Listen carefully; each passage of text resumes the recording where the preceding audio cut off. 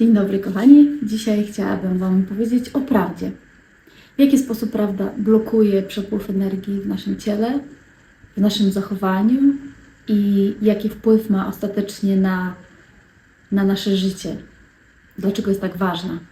I tutaj nie chodzi o prawdę tylko i wyłącznie taką, że coś wiemy i ukrywamy to i nie chcemy powiedzieć, tylko to chodzi również o taką prawdę, która dotyczy nas samych, że na przykład ukrywamy coś przed samymi sobą, do czego się nie chcemy przyznać, coś jest dla nas na tyle niewygodne, że okłamujemy siebie, albo robimy coś dla kogoś, mając w tym jakieś korzyści.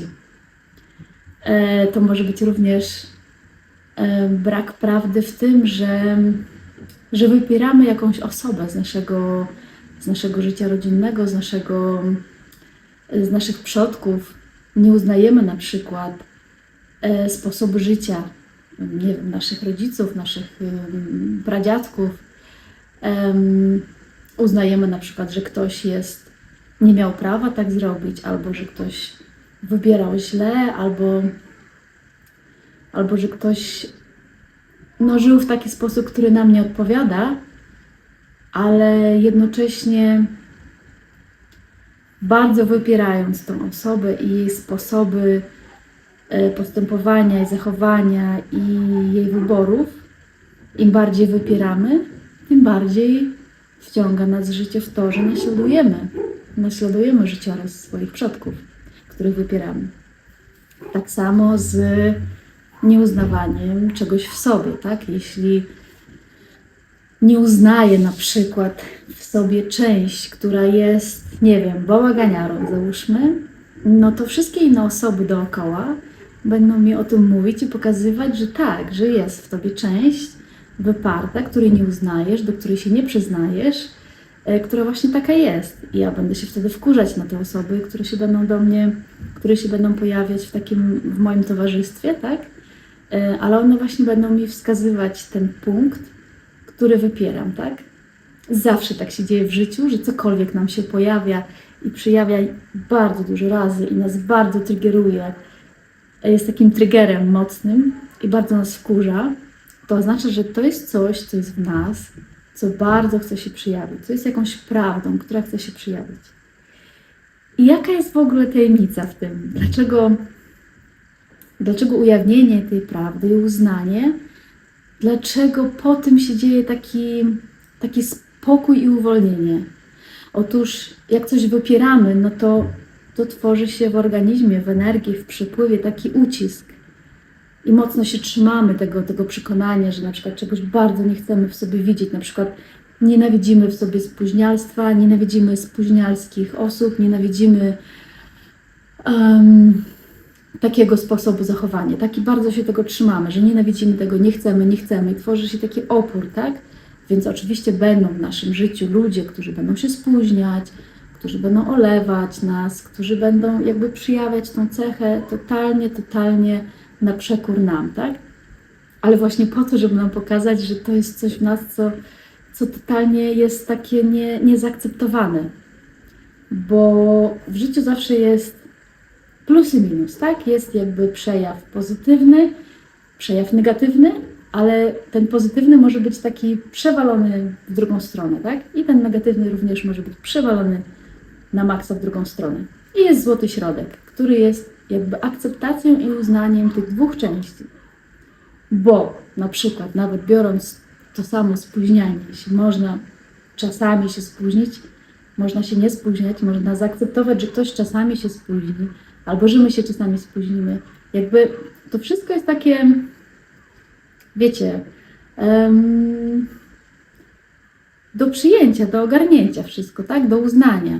I na przykład jeśli nienawidzę w sobie spóźniania, to jestem wtedy agresorem dla siebie, tak? Agresorem, jestem tym rodzicem wewnętrznym, który przejawia agresję do mnie, do pewnej mojej części. I to już nie jest miłość. I to już tutaj nie ma przypływu, nie ma akceptacji, nie ma uznania, tak? No i teraz idąc dalej, jeśli na przykład mamy przodków, którzy powiedzmy robili coś, czego nie uznajemy, nie akceptujemy. Powiedzmy, nie wiem, na przykład mamy w rodzinie jakiegoś dziadka, który miał kochankę, opuścił swoją żonę, czyli waszą matkę, waszą prababcię i powiedzmy miał dzieci z kimś innym, z nową kobietą i został wyparty z rodziny, tak? Został wyparty jakby z naszego umysłu nawet, tak? Jakby nie akceptujemy tego, nie uznajemy tego, że po prostu, że taka była sytuacja, że ktoś takiego wyboru dokonał, tak? I kiedy im bardziej tego nie uznajemy, wyciskamy, tym bardziej to się przejawia w naszym życiu jako taki przejaw do zaakceptowania, tak? Czyli może nam się zdarzyć, że stworzymy życie w ten sam sposób,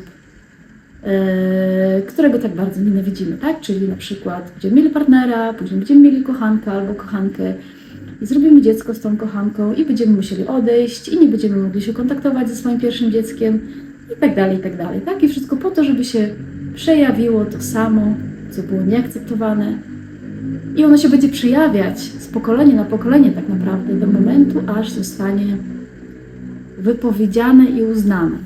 W momencie, kiedy będzie przyjęte w naszym sercu, tak? Dobra, mogło być tak, mogło to się wydarzyć. Osoba, która dokonała tego, miała swoje powody, miała swoje życie, tak? Mogła tego dokonać. Jakby nie każdy rodzi się od razu uduchowiony, rozwinięty emocjonalnie, psychicznie i tak dalej, intelektualnie i tak dalej, tak? Jakby to jest droga. Więc na pewnym poziomie ludzie, wszyscy my, tak, wybieramy pewne rzeczy, które nam się wydają na dany moment najlepsze, jakie mogą być, tak? Czyli, nie wiem, ktoś przestaje z kimś rozmawiać nie dlatego, że pragnie w ogóle jakiejś wielkiej afery i tak dalej, tylko dlatego, że no, w danym momencie nie może zrobić nic lepszego, nie jest w stanie zrobić nic lepszego, tak? Dlatego na przykład nie rozmawia ze swoim partnerem, albo ze swoim rodzicem, albo ze swoim dzieckiem, tak? Jakby no, nie może zrobić inaczej, nie może dokonać na razie inaczej. I w momencie właśnie uznania tego wszystkiego, wypowiedzenia, energia nagle zaczyna płynąć w ciele, nagle to wszystko, co było takie zaciśnięte, jest spuszczone, pojawia się przepływ i otwiera się miejsce na nowe. Wtedy możemy iść dalej, dokonywać jakichś nowych wyborów, możemy wybierać nowy sposób zachowania i tak dalej, tak? I tutaj na przykład mogę podać parę przykładów, bo może na przykładach będzie lepiej zrozumieć. Powiedzmy, ktoś ma niskie poczucie własnej wartości. I tego nie uznaje, próbuje bardzo, bardzo grać, że jest taki pewny siebie, że jest taki otwarty, taki w ogóle, wiecie,